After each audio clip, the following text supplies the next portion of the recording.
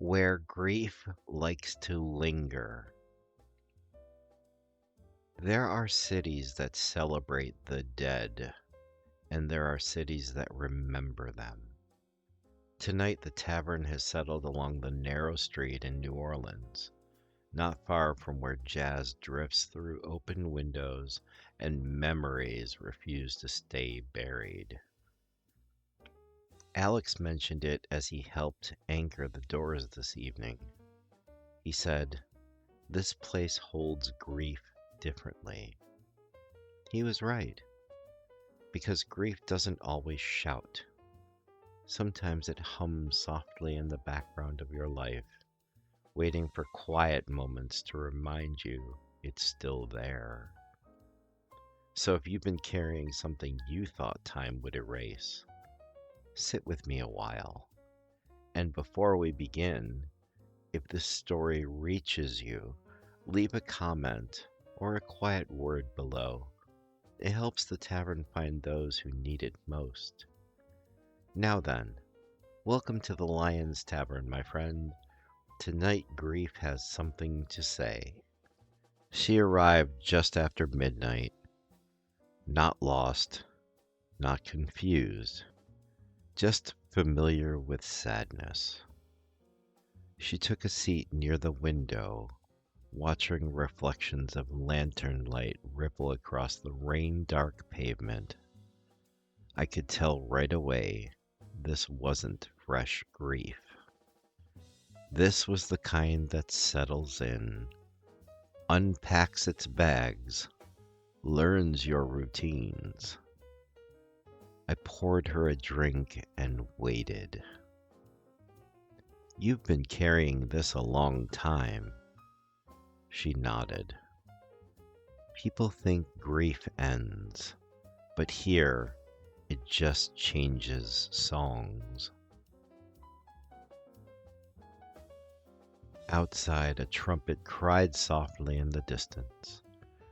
She told me about the loss, not in detail, the kind of loss you don't narrate anymore because the words have worn thin.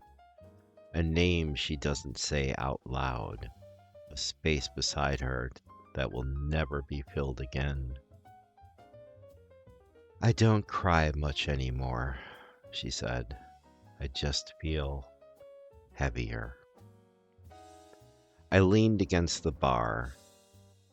My eyes steadily fell upon her. Grief doesn't disappear. It lingers, especially in places that understand it. She listened as I began a story, one the city itself had whispered to me, a tale about a woman who followed music through the streets after losing someone she loved, hoping sound might drown memory. And as the story unfolded, something shifted. I stopped, mid-sentence, mid-memory.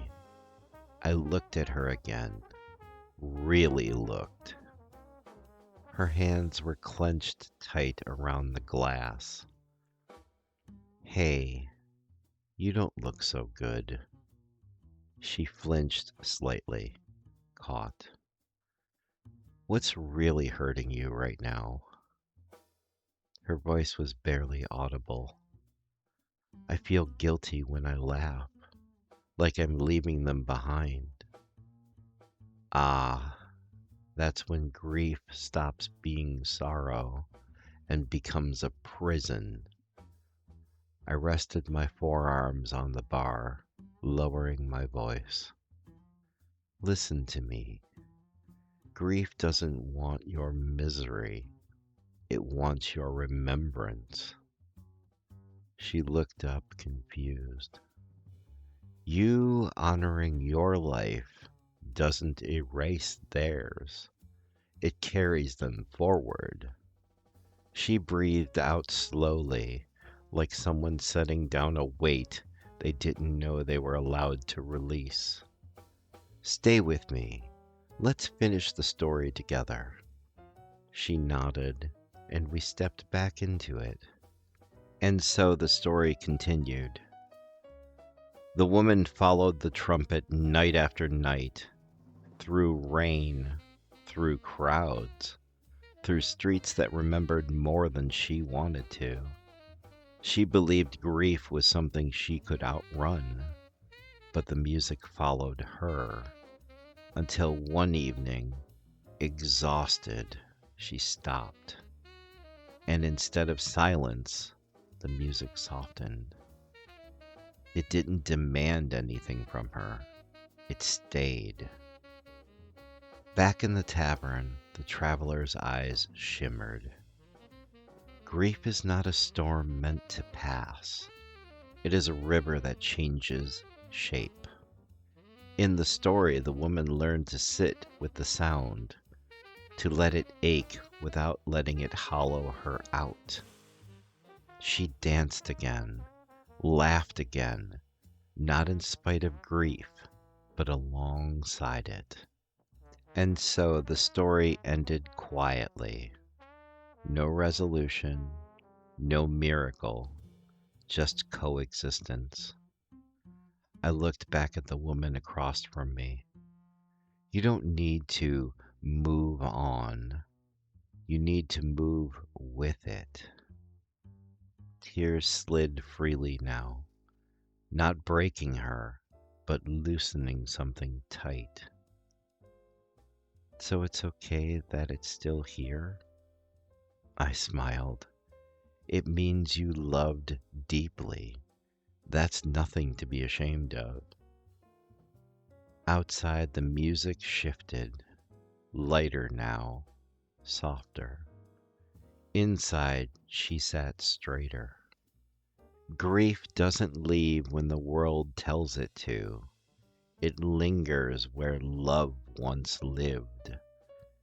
And that doesn't make you weak. It makes you human. If tonight's story stirred something in you, if you've been carrying loss quietly, know this: you don't have to carry it alone. The tavern will appear again when you need it. Until then, let yourself live without apology. You are allowed joy, even with grief at your side. Hey guys, back at it editing more videos, and I was reflecting on this one. You see, to grieve is to also know that you're alive. Yeah, people come and they go in our lives. Sometimes they leave forever. But remembering them and keeping them in your heart is, I think, the best thing that we can possibly do. But don't let it overwhelm you. Live with their memory. Honor them as best you can. But don't let it drag your life down. And that's extremely easier said than done. So, if you need to, seek counseling for grief. I mean, someone better than a fictional bartender, cat person. Seek out someone for it. Because I'll tell you, there's a lot of good sources out there. And if it can help you get through your grief and make you smile again and feel like living again, then it's all the more worth it, right? So take care of yourself, and until we next meet, I will be here tending to the tavern as best I can.